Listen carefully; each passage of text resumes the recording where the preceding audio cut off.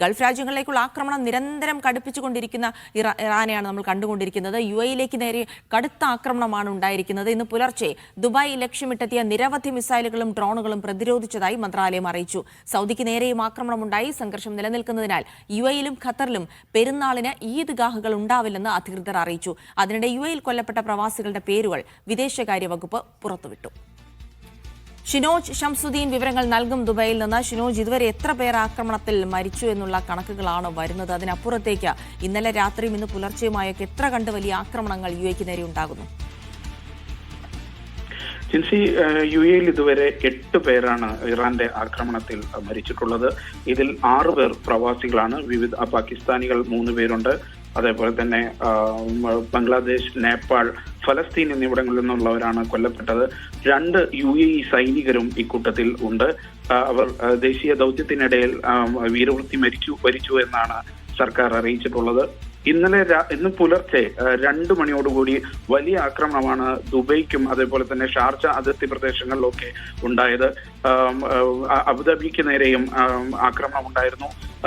എല്ലാവർക്കും 2 മണിയോടുകൂടി അടിയന്തര ജാഗ്രതാ നിർദ്ദേശങ്ങൾ എത്തിയിരുന്നു. വലിയ സ്ഫോടന ശബ്ദങ്ങളാണ് ദുബൈയിലും മറ്റും കേട്ടിരുന്നത്.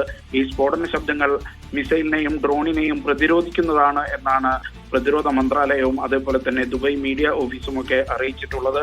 പക്ഷേ ഇന്ന് പുലർച്ചെ ഉണ്ടായ ഈ ആക്രമണങ്ങളുടെ പ്രത്യാഘാതം എന്താണ്, അത് നാശം വിതച്ചിട്ടുണ്ടോ, അതിൽ എല്ലാം പ്രതിരോധിക്കാനായോ തുടങ്ങിയ വിവരങ്ങൾ ചിലപ്പോൾ വരും മണിക്കൂറുകളിൽ മാത്രമാണ് നമുക്ക് ലഭ്യമാവുക. എന്തായാലും നമുക്ക് വ്യക്തിപരമായിട്ട് പറയാൻ കഴിയുന്നത്, നമ്മൾ താമസിക്കുന്ന സ്ഥലത്ത് തന്നെ വലിയ ശബ്ദങ്ങൾ കേൾക്കാമായിരുന്നു. നമ്മൾ താമസിക്കുന്ന സ്ഥലമൊക്കെ ഇങ്ങനെ വിറയ്ക്കുന്നതായിട്ട് നമുക്ക് അനുഭവപ്പെടുന്നു ആയിരുന്നു.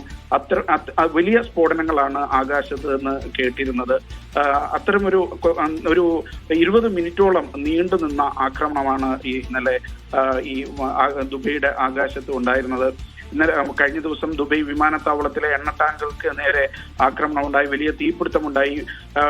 ദുബൈ വിമാനത്താവളം പഴയ രീതിയിലേക്ക് തിരിച്ചു വരാൻ ശ്രമിച്ചുകൊണ്ടിരിക്കുകയാണ്. വീണ്ടും ഇന്നലത്തെ ഈ ആക്രമണത്തിന്റെ ലക്ഷണമൊക്കെ കണ്ട് അത് വിമാനത്താവളത്തെ തന്നെ ലക്ഷ്യമിടുന്നതായിരുന്നോ എന്ന് സംശയിക്കുന്നുണ്ട്. കാരണം ആ പരിസരത്തായിരുന്നു കൂടുതൽ സ്ഫോടനങ്ങളും ഇതൊക്കെ കേട്ടിരുന്നത്. ഇത്തരത്തിൽ ആക്രമണം തുടരുന്ന പശ്ചാത്തലത്തിൽ UAE-യിൽ ഇത്തവണ ചെറിയ പെരുന്നാളിന് ഈദ്ഗാഹുകൾ ഉണ്ടാവില്ല എന്നാണ് അധികൃതർ അറിയിച്ചിട്ടുള്ളത്. പള്ളികളുടെ അകത്ത് തന്നെ പെരുന്നാൾ നമസ്കാരം നിർവഹിക്കണമെന്നാണ് UAE-യുടെ മതകാര്യ വകുപ്പ് അറിയിച്ചിട്ടുള്ളത്. UAE-യിലെ എല്ലാ എമിറേറ്റുകൾക്കും ബാധകമാണ്. അതോടൊപ്പം ഖത്തറും സമാനമായ തീരുമാനമെടുത്തിട്ടുണ്ട്. അവിടെ ജുമുഅ നടക്കുന്ന പള്ളികളിൽ മാത്രമായിരിക്കും പെരുന്നാൾ നമസ്കാരം. ഇത്തരത്തിൽ പള്ളിക്കകത്ത് മാത്രമേ പെരുന്നാൾ നമസ്കാരം നിർവഹിക്കാൻ പാടുള്ളൂ എന്നുള്ളതാണ്. കഴിഞ്ഞ ദിവസമൊക്കെ UAE-യുടെ പള്ളികളിൽ രാത്രിയൊക്കെ ആളുകൾ നിറഞ്ഞു കഴിയുകയോ പുറത്ത് നമസ്കരിക്കാൻ ആളുകൾ ശ്രമിച്ചിരുന്നു. അപ്പോൾ സുരക്ഷാ ഉദ്യോഗസ്ഥർ വന്ന് അത് തടയുകയായിരുന്നു. പുറത്ത് നമസ്കരിക്കാൻ പാടില്ല, നിങ്ങളുടെ സുരക്ഷ കരുതി തന്നെ നിങ്ങൾ പള്ളിക്കകത്ത് സ്ഥലമുണ്ടെങ്കിൽ മാത്രമേ നമസ്കരിക്കാൻ പാടുള്ളൂ എന്നുള്ള നിർദ്ദേശം നൽകുകയായിരുന്നു. ഇപ്പോൾ കുറച്ചു മുമ്പ് ഈ മരിച്ച ഇവിടെ ആക്രമണത്തിൽ കൊല്ലപ്പെട്ട 6 പ്രവാസികളുടെയും പേരുവിവരങ്ങൾ UAE വിദേശകാര്യ മന്ത്രാലയം പുറത്തുവിട്ടിട്ടുണ്ട്.